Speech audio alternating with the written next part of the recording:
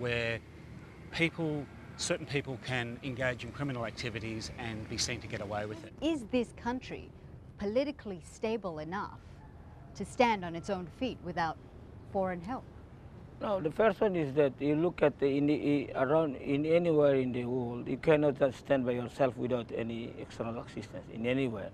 So I think this country, we still need some assistance, but we call it a very selective assistance in terms of really getting into the situation, really getting into the need of the people and helping people, Timorese, to grow. The second is, I'm quite confident. You look at the political leaders. Now we see there are change of attitude, change of mentality within the political leaders. And then you see a lot of improvement within the institution, the security institutions. You see the first thing you see, there is a good, we call it the relationship between our armed forces and the police. They are now helping each other in terms of providing security. And then we see a positive response from these persons, from the police and the armed forces. It all sounds very, very positive. It certainly sounds very positive. I'm quite confident in that. You're very confident. Jose Bello, do you think East Timor can do without foreign help now, 10 years down the line? Well, we still need foreign help for me, but not from UN. We don't need the armed police here. I think police has let the Timorese police deal with their own problems at this stage and helping the political stability of the moment that we have. The Prime Minister under one leadership with two Secretary of State, that's the more effective formation that at this stage they have, instead of like in the past, the two ministers competing each other. So it's very stable at this stage for the defense force and then police force under one. Down the line, needs something to fix, but we need it must be more selective, as what Mr. Francisco said. So not unilateral, but bilateral support. Damien Kingsman. We have to keep in mind that Timor-Leste started from zero, and it's built and it's come a very long way, and any state going through that process is going to stumble. Timor-Leste stumbled in 2006, it's back on its feet. I think it's vastly more stable than it has been, and I'm reasonably confident about its stability in the future. Timor-Leste will continue to need assistance from its friends, and its friends will be there. And I think that's the important thing, that nobody's abandoning Timor-Leste, and Timor-Leste doesn't want to be abandoned by its friends. So the question really after 2012 is what sorts of international relations does it have, and how can its friends assist it into the future? I'm afraid we're going to have to leave it there. Thank you very much for your time. And that's all the time we have for this edition of 101 East. You can always follow the program through our website, Facebook and podcast. From all the team here in Dili, East Timor, thanks for watching.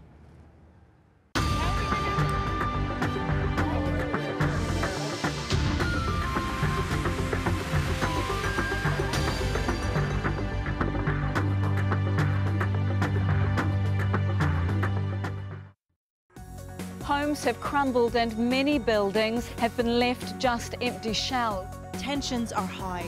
Riot police trying to control thousands of Greek protesters on the streets of Athens. A British court has approved the go-ahead for WikiLeaks founder Julian Assange to be extradited. The Gaddafi is waging a war against the Libyan people. They are killing civilians mercilessly. They're using ammunition, live ammunition. The times change. The instruments evolve. The battlegrounds shift. This is America! Our country! But the international struggle continues. He was murdered! Uncompromising, hard-hitting investigations. I can't get no justice from no one in Jamaica. People and power, at this time on Al Jazeera. Afghanistan is faced with a huge challenge. Relations have gone really sour between us and our allies. We have inflicted considerable damage on the enemy. The people who make international headlines. Ultimately, the truth will out. They want to stop this publication of information that embarrasses them. Make time for Sir David Frost. Frost over the world. At this time on Al Jazeera. It is in the details. A look, A connection. The moments that reveal the truth. Award-winning documentaries from critically acclaimed filmmakers.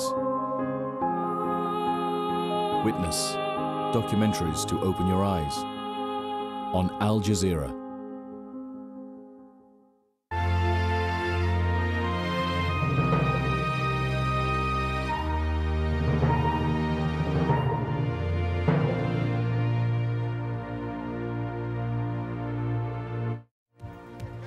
Taking the fight to his own people, the embattled Libyan leader appeals to his supporters as his son appeals to the West. I personally urge the Europeans to send fact-finding mission to Libya as soon as possible, because we are not afraid of facts.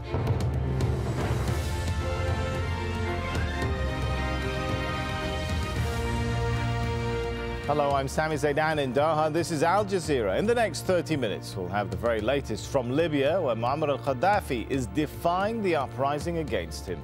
Well, that's now entering its 9th day. Protesters getting more support from outside the country. The violence must stop. Those responsible for so brutally shedding the blood of innocents must be punished. Well, the UN joined some of Gaddafi's own men in calling for an end to the brutal crackdown on demonstrators. And the US and NATO slapped sanctions on Gaddafi and his inner circle. Egypt's leaders.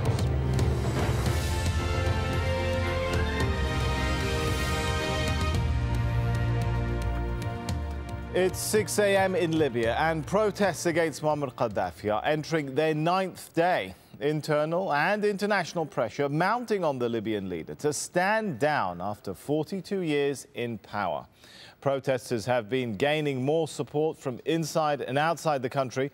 These pictures appear to show soldiers switching sides in Zawiya. They're welcomed by jubilant protesters, but others have been fired upon. These pictures are from Tripoli, where another crackdown began after Friday prayers. Elsewhere in the capital, the Libyan leader addressed supporters in person, promising to fight to stay on power. But more of his own men are turning their backs on him and siding with the protesters, including diplomats at the UN and France.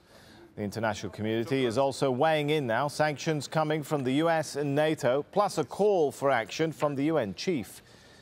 And an appeal too from Gaddafi's son, calling for the European Union to send a fact-finding team to his country. Well, in a moment we'll hear from our correspondent inside Libya, who we're not naming for her own safety. But first, Nadeem Baba has this report.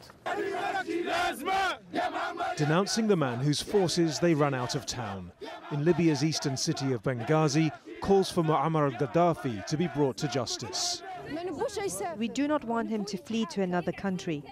We want to punish him because he shed Libyan blood. He killed our young people. Earlier on in the capital Tripoli, there were violent scenes as security forces loyal to Gaddafi fired on protesters. Several people were reportedly killed. Following Friday prayers, pro-democracy demonstrators had converged on the capital from towns all around. After claiming protesters across the country are influenced by both Al-Qaeda and hallucinogenic drugs, Libya's leader appeared in front of supporters in Green Square, insisting the population was behind him. The Libyan people, if I'm not loved by my people, I don't deserve to live. If my people, the Arab and African peoples, and all peoples do not love Muammar al-Gaddafi does not deserve to live only for one day. How much of this he believes is anyone's guess. Despite these pictures, Gaddafi officials admit large parts of Libya are now controlled by his opponents. But his son is now on a media offensive, telling invited journalists that Libya's armed forces have not attacked peaceful protesters. I personally urge the Europeans to send fact-finding mission to Libya as soon as possible, because we are not afraid of facts. We are worried about rumors and lies. To back him up, state television's been showing statements by army officers. We are not fighting the youth because they are part of our people. We are only fighting the bandits. We had strict orders not to attack civilians but to defend ourselves and minimize casualties. The pictures shown on media outlets including Al-Jazeera are old, and I challenge anyone to show any new pictures of violence against civilians. All the while, the violence claims more victims. One protester sheltering with some of the injured in Tripoli described the scene to Al Jazeera. Gunfiring is still heavily heard around us, and as I said, we are taking refuge with people we don't know and they don't know us. Other people are taken detained alive at gunpoint. Also hear the gunfiring and shooting around me. It is very heavy and intense. Those who want Gaddafi gone may be feeling emboldened, but for now it seems he's digging in his heels. Nadeem Barber, Al Jazeera.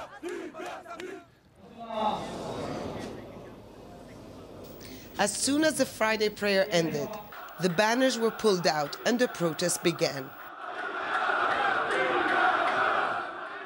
On the grounds of the mosque where several companions of the Prophet Muhammad are believed to be buried. And now they have been joined by 11 victims who died on February 17th, the fallen of this uprising. It's in their name that the demonstrations are continuing. The people want the fall of the regime, the same slogan that swept Tunisia and Egypt, now echoed across eastern Libya. And the same demands: basic rights, freedom and dignity.